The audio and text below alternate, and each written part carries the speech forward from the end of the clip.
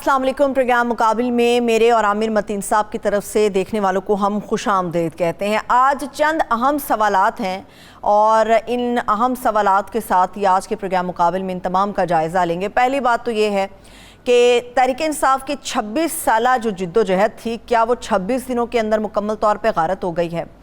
पाकिस्तान इस्तेहकाम party जो है उसका वजूद तो हो गया, ये हरीफ किसकी होगी या फिर किसकी हलीफ साबित होगी ये भी देखना अभी बाकी है। कौमी इक़्तिसादी सर्वे को लेकर एक रिपोर्ट पब्लिश हुई है जिसके अंदर बहुत से ऐसे मुआशी अहदाफ हैं, कहा गया है कि जिनको हासिल करने में या जिनके हुसूल के लिए मौजूदा गवर्नमेंट नाकाम रही है। सवाल ये कि सागडार साहब अपनी नाकामियों का मलबा आखिर कब तक या तहरीक इंसाफ पे डालते रहेंगे या फिर सैलाब की नज़र करते रहेंगे, इस सवाल को भी सामने रखेंगे। और इसके साथ साथ जब आला अदलिया की बात होगी तो कानून साजी के ज़रिए चीफ जस्टिस के पर काटने में अदलिया रुकावट है। सवाल ये कि क्या वज़ीर कानून आला अदलिया के मुअज़्ज़ज़ जजेस को नैब से डराकर ब्लैकमेल कर रहे हैं? ये कुछ आम सवालात हैं, इनके ऊपर मबनी होगा आज का प्रोग्राम मुकाबिल। सबसे पहले तो आमिर साहब हम बात करने जा रहे हैं जहांगीर तरीन साहब की पार्टी के हवाले से। मुझे ये बताइएगा, पहले मुझे फ्लैशबैक में याद आ गया कि पहले जहाज़ भर भर के आया करते थे, अब टोलियों की शक्ल में सब के सब एक ख़ास जगह पे रवाना हो रहे हैं। तो इस इस्तेहकाम पार्टी का अपना इस्तेहकाम कितना आपको नज़र आ रहा है? फ्यूचर क्या है इसका? फ्यूचर तो आजकल बड़ा मुश्किल हो गया है सियासत के मुतल्लिक बताना किस पार्टी का क्या है। अभी जो है ना वो जैरी मेंडरिंग जिसे कहते हैं ना वो जारी है। तो अभी देखेंगे कि थोड़ी सी वो जो अंग्रेज़ी में कहते हैं डस्ट सेटल कर जाए, तो थोड़ी सी तूफ़ान थम जाए तो फिर जाके बताया जा सकेगा कि क्या होगा। पर फ़िलहाल एक आज इस्तेहकाम पाकिस्तान पार्टी जो है वो लॉन्च कर दी गई है। वो भी एक नया पेज उन्होंने कहा जी हम उस पर लाएंगे, बड़े बड़े नारे बड़े बड़े दावे थे। तो उसमें कुछ लोगों की तो ज़ाहिर है ऑब्वियसली लॉटरी निकल आई है कि फॉर एग्ज़ाम्पल इवन जहांगीर तरीन साहब जो है वो नाअहल हो चुके हुए हैं। ये भी एक कलमिया है कि जो पेट्रन इन चीफ है वो नाअहल हैं और जो प्रेसिडेंट है लीम खान साहब वो भी हाल ही में इलेक्शन आ रहे हैं और अपनी गवर्नमेंट में इलेक्शन आ रहे हैं।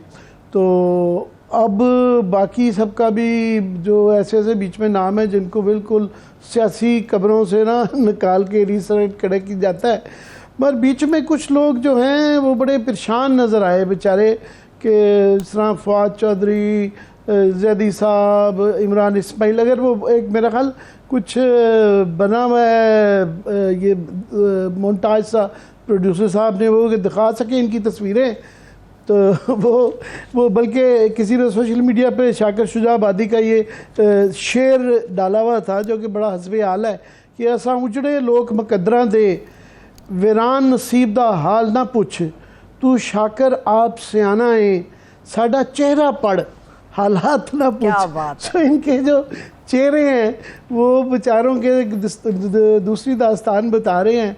और ये भी आज बताया गया, आज टीवी पे ये चल रहा था, इसाक अखवानी साहब से पूछा गया कि जनाब ये स्टेज पे फवाद चौधरी साहब फॉर एग्ज़ाम्पल क्यों नहीं बैठे? भैया हमने तो कुर्सी रखी थी, पीछे जाके बैठ गए थे।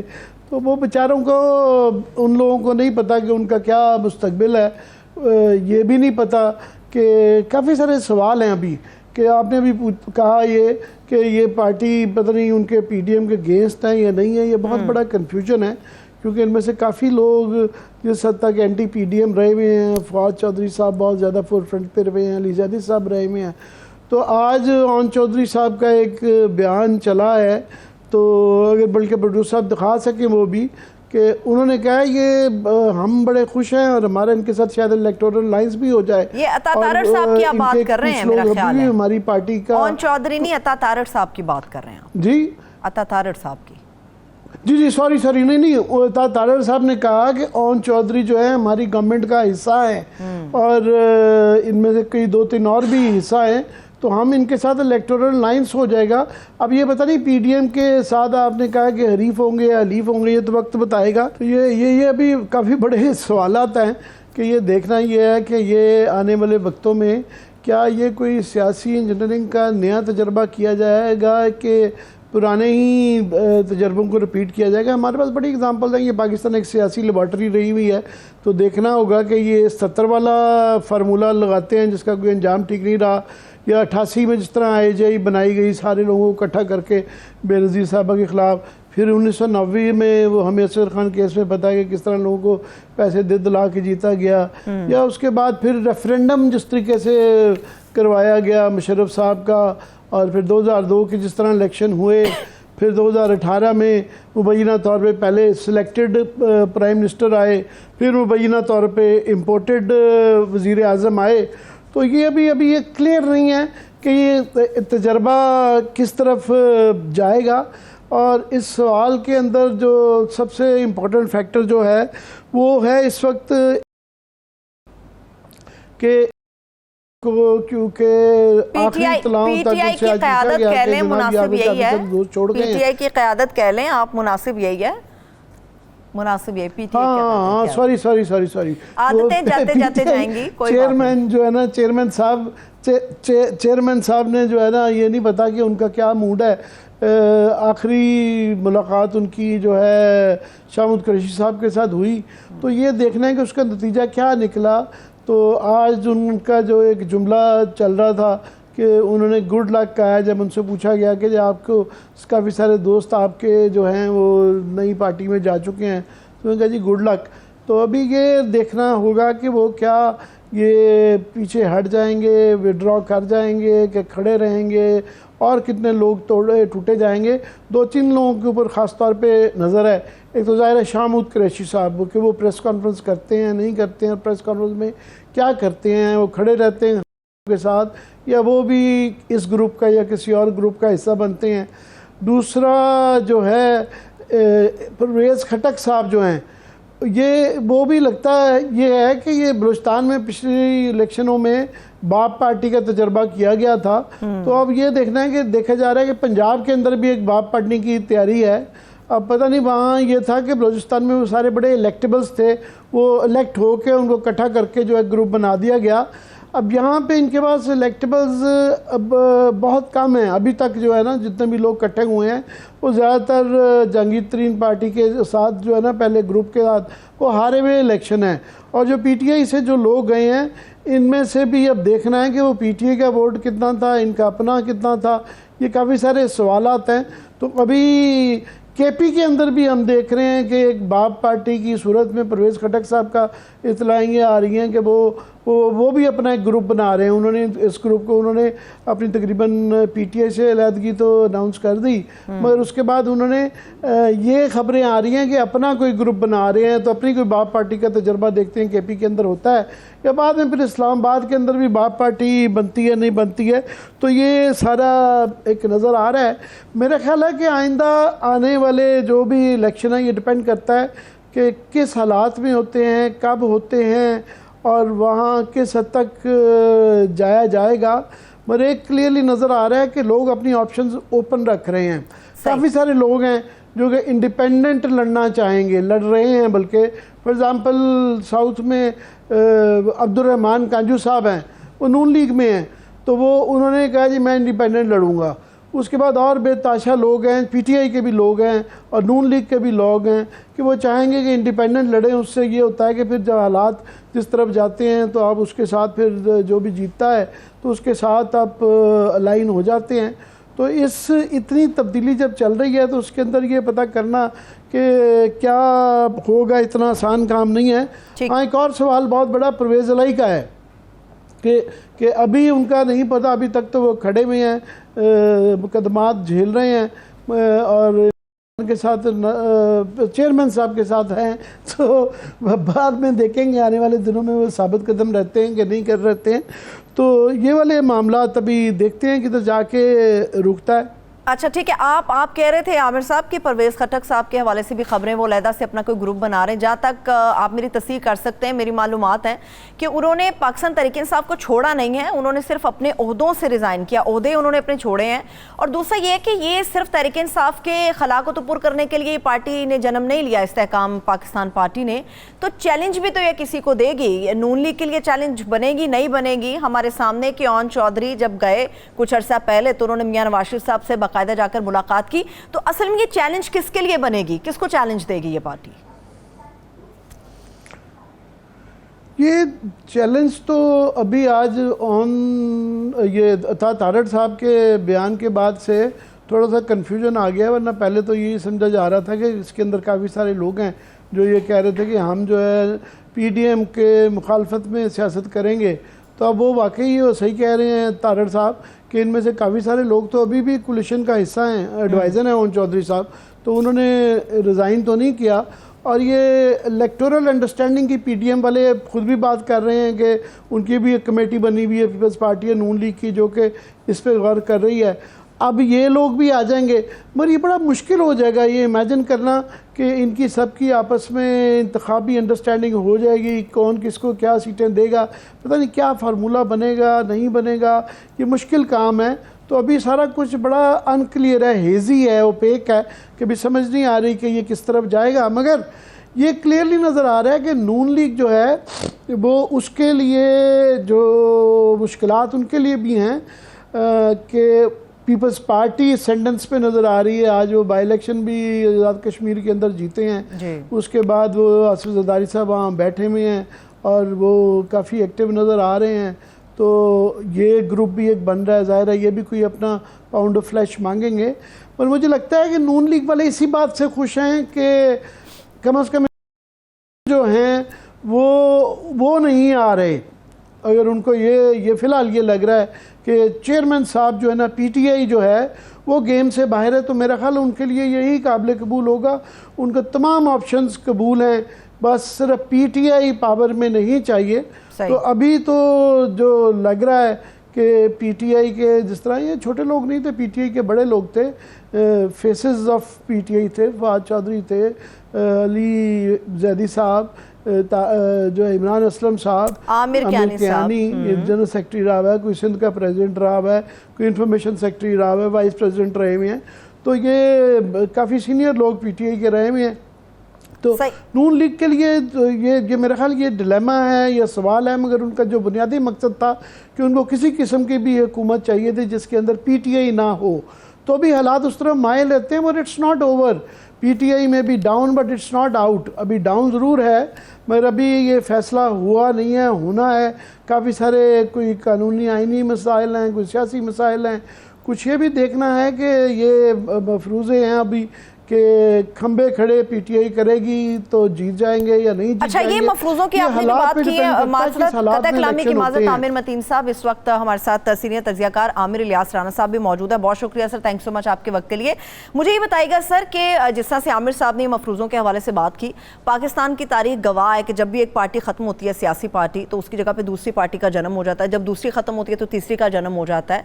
आपको नहीं लगता कि नई पार्टी का जन्म तो हो गया, मगर वोटर्स किस तरफ खड़े हैं ये अभी भी अहमियत का हामिल है?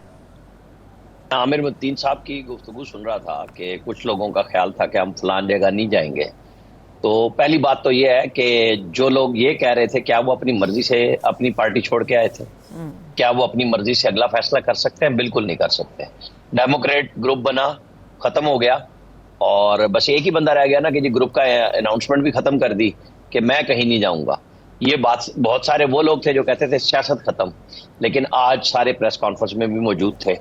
और इनमें अमली सियासतदान सिर्फ फवाद चौधरी हैं, जिनसे जब एक दफा सवाल हुआ था कि नजरियाती सियासतदान हैं आप, तो उन्होंने कहा नहीं, मैं अमलियत पसंद हूँ।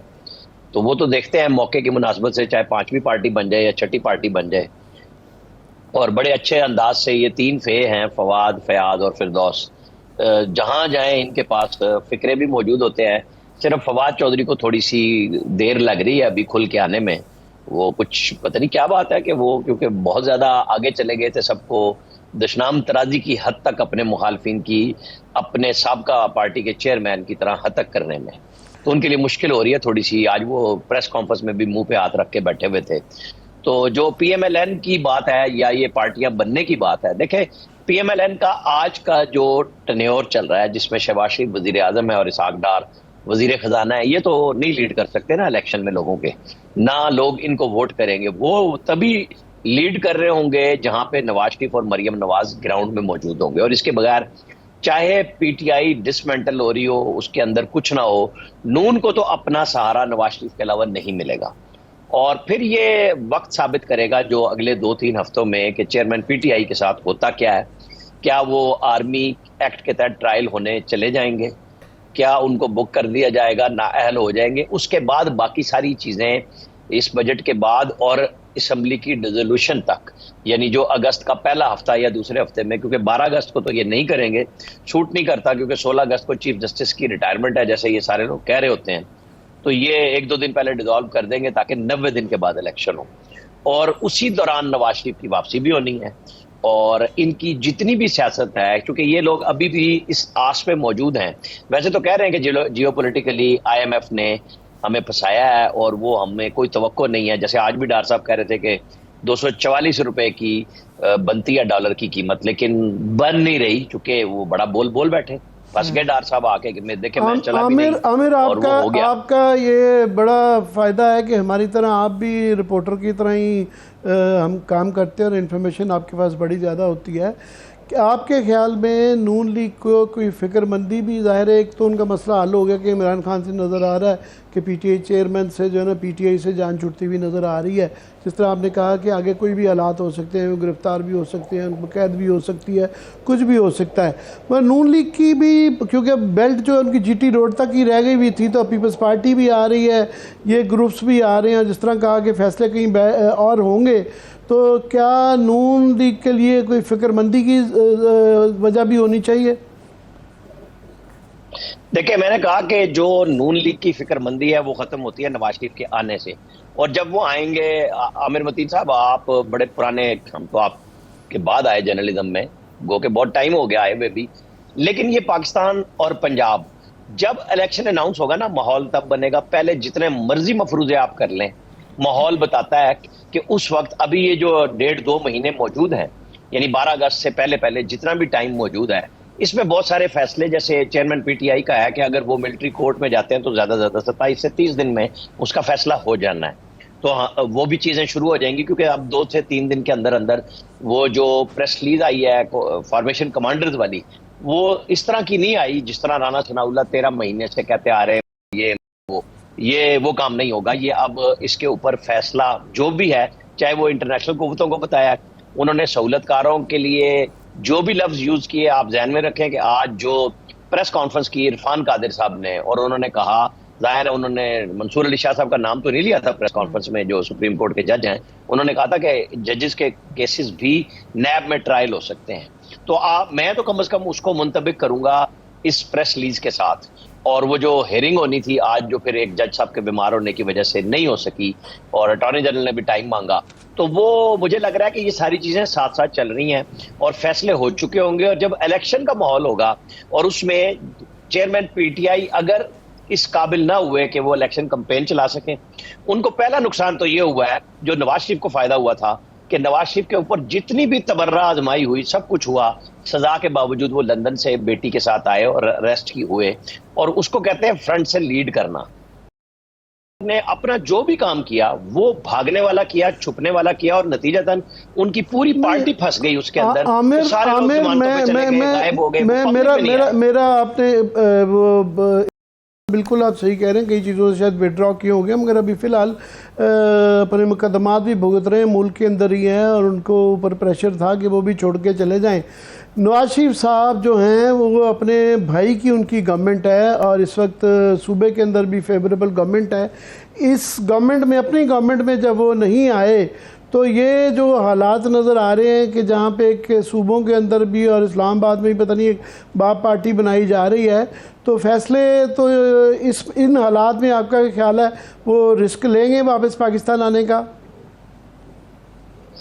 आमिर वतीन साहब, आपको पता है कि नवाज शरीफ कोई घर में बैठे हुए छुप तो नहीं गए लंदन में, और जिन हालात में गए थे, मैं तो बिल्कुल अपने आप को बड़ा क्लियर समझता हूँ कि जिस दिन नवाज शरीफ को नैब की हिरासत से हॉस्पिटल ले जाया गया था, मैंने अपने प्रोग्राम में कहा था कि मुझे एक दोस्त की कॉल आई है और उसने कहा है कि नवाज शरीफ के लिए उड़न खटोला आएगा और ये मुल्क से बाहर चले जाएंगे। ये जो प्लेटलेस की कहानी है ना, ये उन सब के लिए होगी जो उस पर चलते रहे। मेरे लिए ये कहानी नहीं थी, मुझे ये पता था कि ये फैसला हो चुका है कि इन्होंने बाहर जाना। और अब की बात करना चाह रहा हूं, अब की बात करना चाह रहा हूं उसकी मैं अब आ रहा हूं, उसी पे आ रहा हूं। ये बात बता के कि उस वक्त उनको जो लोग उस वक्त सब कुछ चला रहे थे, जैसे आज कुछ लोग चला रहे हैं, वो उनकी मजबूरी थी कि इनको भेजें, और शहबाज शरीफ ने उसमें सहूलतकार का काम दिया था, वो चले गए।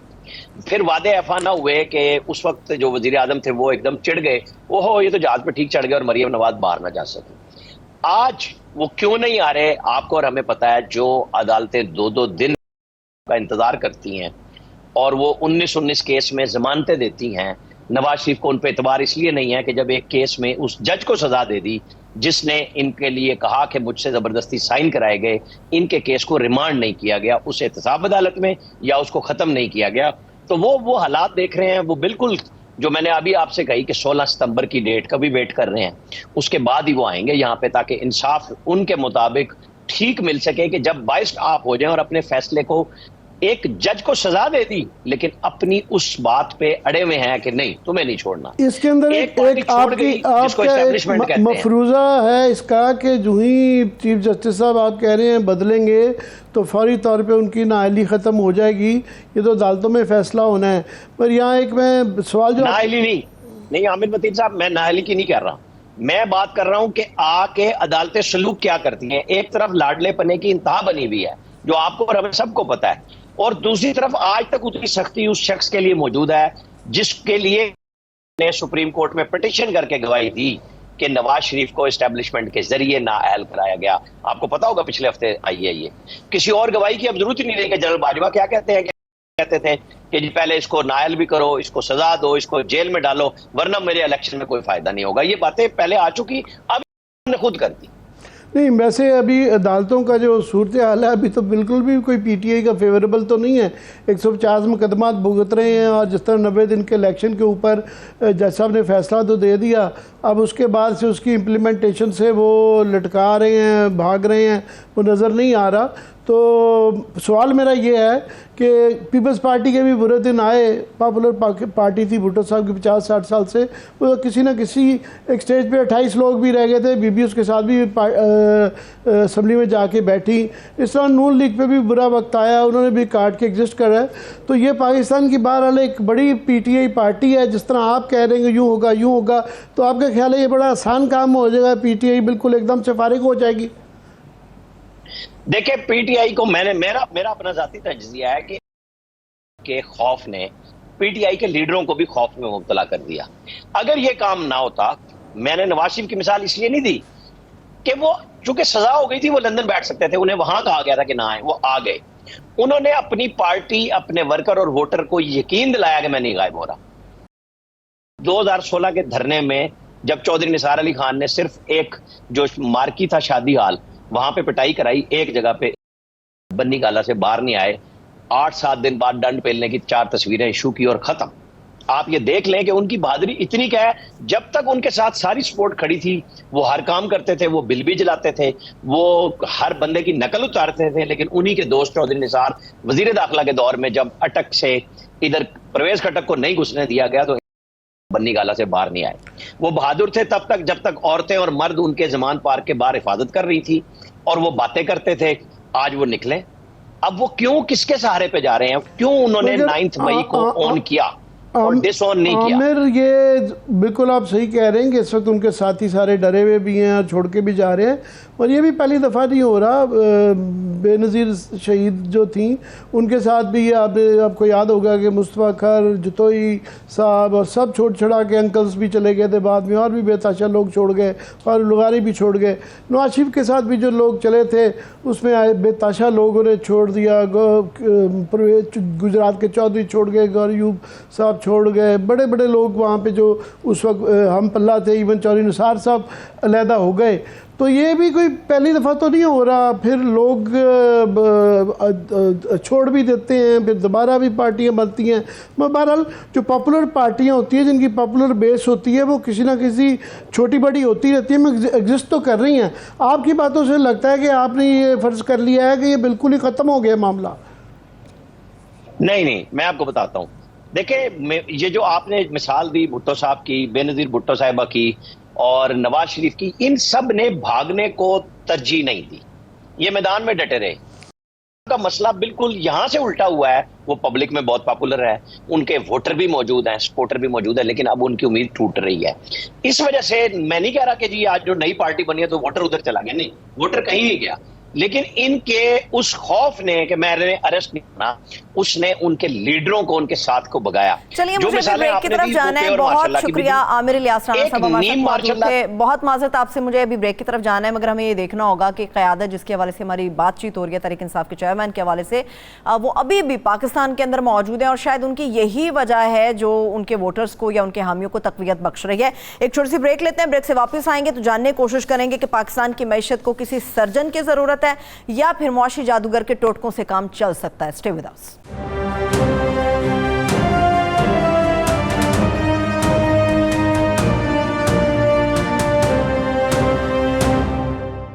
ब्रेक के बाद एक बार फिर से प्रोग्राम में हम आपको खुशामदीद कहेंगे। पाकिस्तान की इकॉनमी के ऊपर हम बात करने जा रहे हैं और ख़ास तौर पे तशवीश तब ज़्यादा बढ़ जाती है कि जब रवां माली साल का कौमी इक़्तिसादी सर्वे पेश होता है और जिसमें हमारे यहाँ नाकामियाँ ज़्यादा हैं, कामयाबियाँ कहीं शायद गिनी चुनी मौजूद हों तो हों।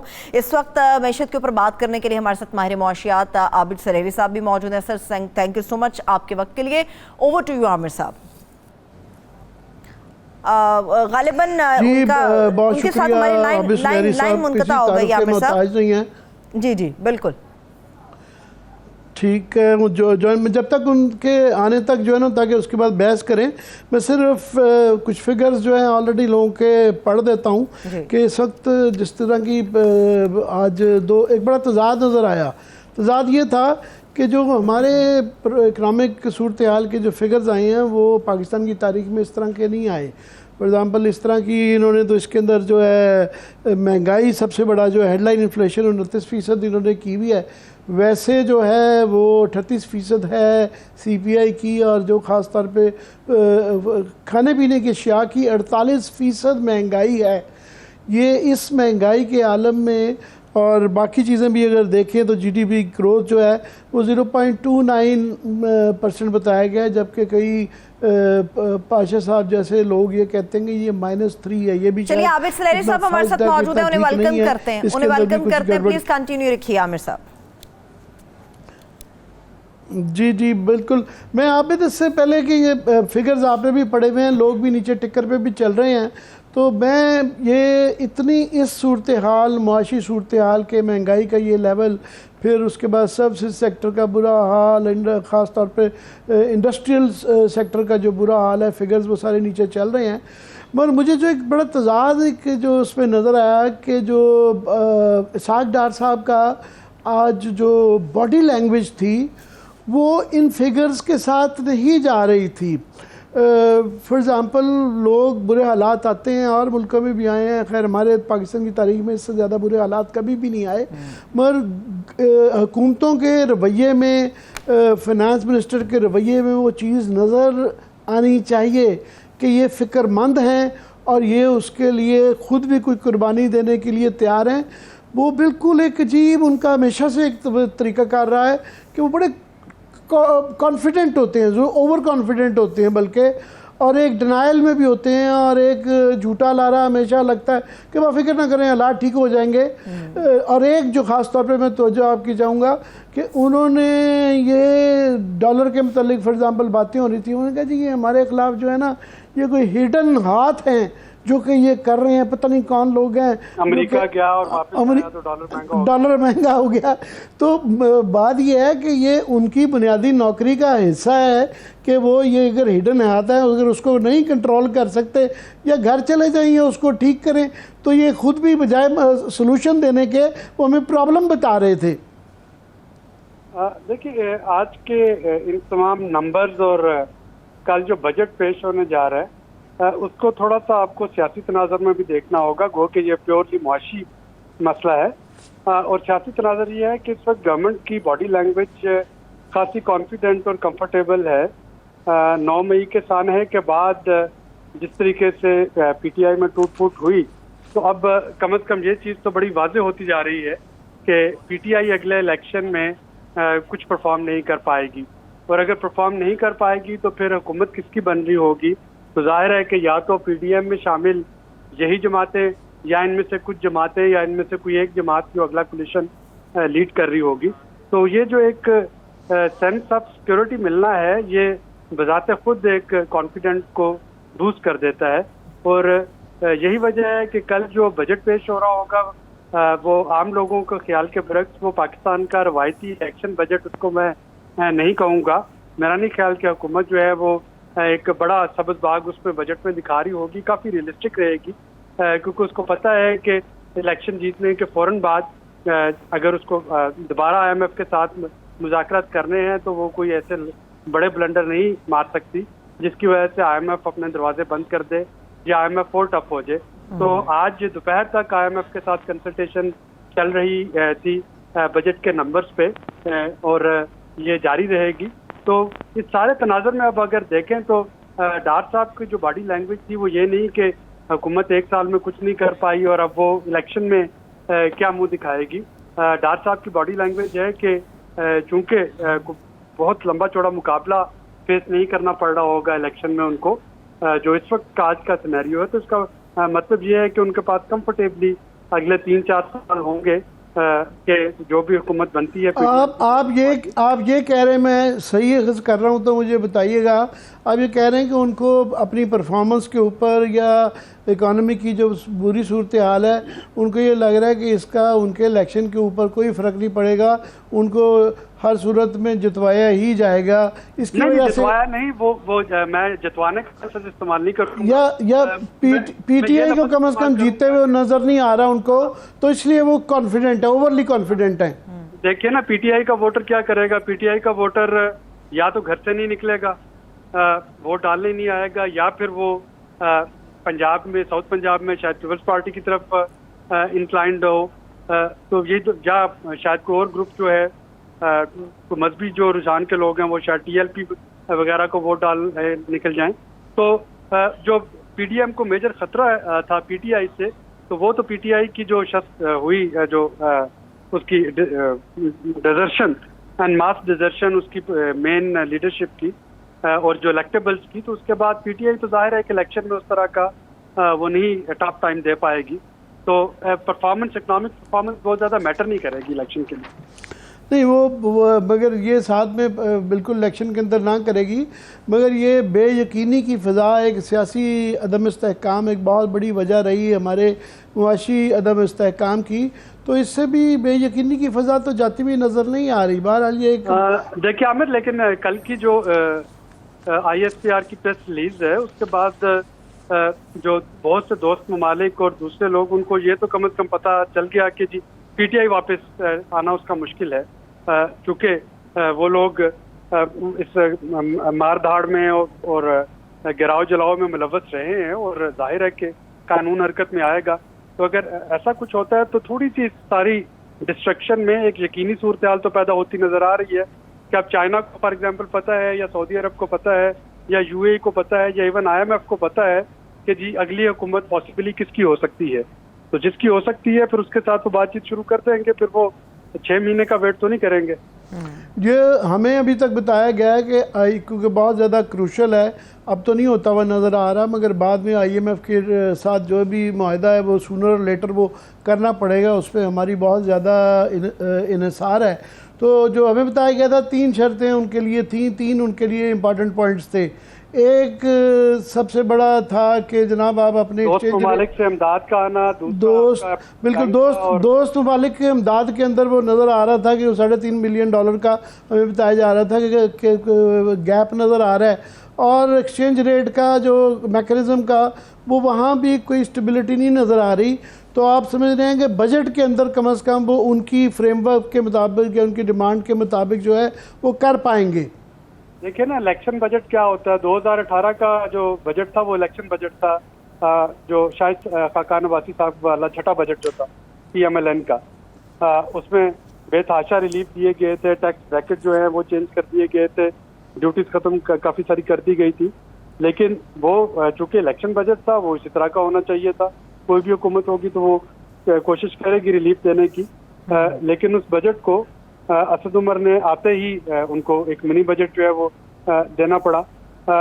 सारे इलेक्शन बजट जो थे वो उनके लास्ट ईयर में IMF का प्रोग्राम खत्म हो चुका होता था। ये पहली दफ़ा है कि आपका IMF प्रोग्राम चल रहा है आखिरी बजट के वक्त, और इस वक्त IMF के प्रोग्राम में रहना ही हमारे लिए आफियत है, क्योंकि अगले जो 2-4-5 साल हैं वो IMF के बगैर नहीं गुजारे जा सकते किसी सूरत में। इसमें जो है एक और बहुत बड़ा एक इशू है, वो ज़ाहिर है डॉलर की कीमत का, एक्सचेंज रेट का एक इशू है। एक तो उसका महंगाई के ऊपर जो असर पड़ता है, फिर इंडस्ट्री के ऊपर जो असर पड़ता है, इंपोर्ट एक्सपोर्ट पे भी पड़ता है। मगर आज उनका जो उस पर आर्गूमेंट था कि वो पहले भी कह रहे थे 200 रुपये से नीचे मैं ले आऊँगा, आज वो कह रहे थे कि जनाब ये 45 रुपये का आर्टिफिशली है। तो वो अगर इतना आसान होता तो वो कर नहीं पा रहे, मगर कहीं भी जाते हैं कर भी नहीं पा रहे होते कि 45 रुपये उनके बस में नज़र नहीं आता। अभी काफ़ी अर्सा तकरीबन 8-9 महीने तो डॉक्टर साहब को भी हो गए हैं, और उसमें वो ऊपर से ऊपर ही जा रहा है और फ्लक्चुएट करता रहता है। देखिए, डॉलर का तो जब तक आप इंटर बैंक रेट और ओपन मार्केट रेट का जो फर्क है वो कम नहीं होता, डॉलर का रेट कंट्रोल करना मुश्किल है। दूसरी जो बड़ी बात है, जो आज डिफ़ॉल्ट के बारे में भी उन्होंने बात की, मैं पाकिस्तान का जो सॉवरेन डिफ़ॉल्ट होता हुआ नहीं देख रहा, लेकिन अगर IMF प्रोग्राम नहीं आता तो फिर रुपए की कीमत को आप स्टेबल नहीं रख सकते।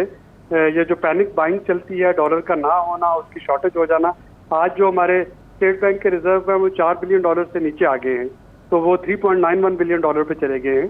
तो जाहिर है कि अगर आपके पास डॉलर इनफ्लो नहीं होगा, डिमांड ज़्यादा होगी और ओपन मार्केट में रेट का फर्क होगा, तो लोग पैनिक बाइंग में भी डॉलर होल्ड कर रहे हैं। हमने कुछ असेसमेंट की जो मनी चेंजर्स है, तो हमें बताया गया कि शायद जितने डॉलर इस वक्त बैंक्स में है उतने ही डॉलर लोगों के लॉकर्स में भी पड़े हैं, जिन्होंने कि अपनी सारी इन्वेस्टमेंट, इवन अपना टैक्स पेड मनी उठा के उससे डॉलर खरीद के होल्ड कर रखे हैं कि जी पता नहीं रुपया जो है वो कितना नीचे गिरना है। तो इस तरह की पैनिक सिचुएशन तभी कंट्रोल होगी जब इंटर बैंक रेट को ओपन मार्केट के साथ कंसाइड करने दिया जाए, ताकि जो बाहर से डॉलर आ रहे हैं कम से कम वो तो बैंकिंग चैनल में आए।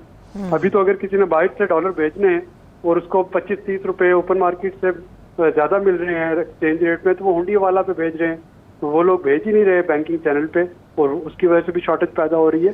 तो हुकूमत को जो बजट पेश करने के बाद थोड़ा सा इस पर फोकस करना पड़ेगा। अब अगर उन्हें अगले इलेक्शन के लिए थोड़ी अपनी इम्कानात रोशन नज़र आ रहे हैं, तो फिर टाइम है कि वो कुछ टफ डिसीजन जो हैं वो लेने शुरू कर दें। ये बिल्कुल तरसीलात के लिए भी ख़ास तौर पे बड़ा ज़रूरी है कि इंटर बैंक और उसका ओपन मार्केट का जब रेट डिफरेंस कम होता है, तो जिस तरह आपने फरमाया कि हुंडी हवाला बहुत ज़्यादा हो जाता है, और वो एक स्टेज पे $30 बिलियन भी क्रॉस कर गए थे, वो $22 बिलियन पे आ गए हैं। मगर ये पहले भी एक दफ़ा दुरुस्तगी की, ये गैप कम किया, मगर उससे डॉलर ऊपर से ऊपर ही हो ही जाता है। और ये बाकी सारे फिगर्स भी महंगाई के हवाले से, इंडस्ट्रियल ख़ास तौर पर लार्ज स्केल मैन्युफैक्चरिंग के अंदर जो बहुत ज़्यादा डिप है, एग्रीकल्चर के अंदर डिप है, सर्विसेज के अंदर डिप है, आपको कोई सिल्वर लाइनिंग नज़र आ रही है कि इसके बाद जो है बजट आने के बाद कुछ थोड़ी सी बेहतरी आवाम के लिए आ सकेगी? मेरा नहीं ख्याल को बहुत ज़्यादा बेहतरी आ सकेगी। शायद जो एनर्जी प्राइसेस हैं, स्पेशली पेट्रोल और डीजल, अगर हम रशिया के साथ जो उसकी पहली कंसाइनमेंट आ जाएगी, और चूँकि रशिया सैंक्शन में है, यानी वो डिस्काउंटेड बेचने पर मजबूर है, और उसका और मार्केट का जो फ़र्क है वो $20 से $25 पर बैरल है आज की रेट के हिसाब से। तो अगर आपको सस्ता तेल वो मिलता है और अमेरिका उस पर नाराज़ नहीं होता, तो फिर हुकूमत के पास एक क्वेश्चन होगा कि पेट्रोल डीजल की कीमतें थोड़ी सी कम कर दे, उससे थोड़ी सी जो इन्फ्लेशन है उसमें कमी आ सकती है। सेकंड है, वो सारा डिपेंड कर रहा है इस वक्त आपके मॉनसून पे कि अगले साल का मॉनसून कैसा होता है। अल्लाह ना करे अगर दोबारा को बारिशों का ऐसा सिलसिला शुरू हो गया या कोई और प्रॉब्लम आ गई मौसमियाती जो कि हमारी फसलों को जिसने नुकसान पहुंचाया, तो फिर ग़िज़ा की कीमतों को कंट्रोल करना मुश्किल हो जाएगा। अगर मॉनसून ठीक रहता है और आपकी एग्रीकल्चर ठीक रहती है तो फिर सर्वाइवल के चांसेस हैं। और यही वजह है, एग्रीकल्चर एक बुनियादी फैक्टर है कि अल्लाह का शुक्र है कि हमारे अभी तक श्रीलंका जैसे हालात पैदा नहीं हुए। श्रीलंका चूँकि प्रोड्यूस कुछ नहीं करता था ग़िज़ा में, वो सारा नेट फूड इम्पोर्टर था, तो उनके डॉलर की शॉर्टेज आई तो खाने पीने की चीज़ों की किल्लत हो गई। हमारे यहाँ कम अज़ कम उस तरह की सिचुएशन नहीं है। तो ये बजट पेश करने के बाद और इलेक्शन तक मेरा ख्याल है हुकूमत को एग्रीकल्चर पर थोड़ी सी तवज्जो देनी चाहिए। ये एक लो हैंगिंग फ्रूट है, बाकी तो आप रातों रात दुरुस्त नहीं कर सकते चीज़ें। वो आपने रशियन तेल की बात की, मगर अब जाके कि वो मुआहिदा हो गया है तकरीबन, मगर ये साल पहले जब ये आर्गूमेंट चल रहा था उस वक्त कहा जा रहा था कि नहीं जी अमेरिकन सेक्शनों की वजह पॉसिबल ही नहीं है। तो हालांकि एक तबका था, हमारे जैसे लोग भी कह रहे थे कि जनाब एक्सप्लोर करें, ऑलरेडी हम स्वापिंग के ज़रिए जो है उनके साथ ट्रेड कर रहे हैं। हमारे एम्बेसडर वहाँ के रूस के अंदर ये कह रहे थे कि जनाब ये उनकी तरफ से भी उस वक्त तेल में बहुत ज़्यादा सस्ता था, वो इंडिया ने उसको रीप किया और भी कई मुल्कों ने, सऊदी अरेबिया ने उसको रीप किया, उसका फ़ायदा उठाया, पर अभी उतना मार्जिन नहीं रह गया जितना कि वो पहले था। वो तो आधी से भी सस्ता तेल हो गया हुआ था। एक तो का वो है। दूसरा मैं जो आपसे सवाल आपसे करना चाह रहा हूँ, सबसे बड़ा इशू जो वो हमारा बैलेंस ऑफ पेमेंट का ही आ जाता है, जो फिगर्स बताए जा रहे हैं कि सारा कुछ ऑल थिंग्स गो वेल, सारे रोल ओवर्स भी हो जाते हैं, कर्ज़ों को में अल्तवा डाला जा भी लिया जाए तो फिर भी $16 बिलियन जो है कहा जा रहा है कि हमें चाहिए होंगे। तो वो $16 बिलियन कहाँ से आएंगे, किस तरह आएंगे? बल्कि 16 नहीं, ये तकरीबन 24 के करीब मिनिमम फिगर बताया जा रहा है कि 16 बिलियन मिनिमम। जी, तो उसके लिए ही तो IMF के पास जाना जरूरी है। IMF देगा तो आपको शायद $2-4 बिलियन ही, लेकिन अभी देखिए क्या हुआ। जिनेवा की जो प्लेजेस थी $10 बिलियन के करीब, वो उनमें से अभी तकरीबन एक $500 बिलियन जो है, थोड़ा सा उससे ज्यादा वो आया है, क्योंकि बाकी सारी प्लेजेस वर्ल्ड बैंक की, ADB की और इस्लामिक डेवलपमेंट बैंक की थी। उन्होंने कहा कि जी जब तक आपका IMF के साथ मुआहदा नहीं होता और आप प्रोजेक्ट नहीं बनाते उसके मुताबिक हम जब तक गारंटी नहीं मिलती। बेहद शुक्रिया, बहुत माजरत आबिद सुलेरी साहब, मेरे पास वक्त बिल्कुल खत्म हो गया। थैंक यू सो मच आपके वक्त के लिए। मुझे इजाजत दीजिए, अपना ख्याल रखिए, खुदा हाफिज।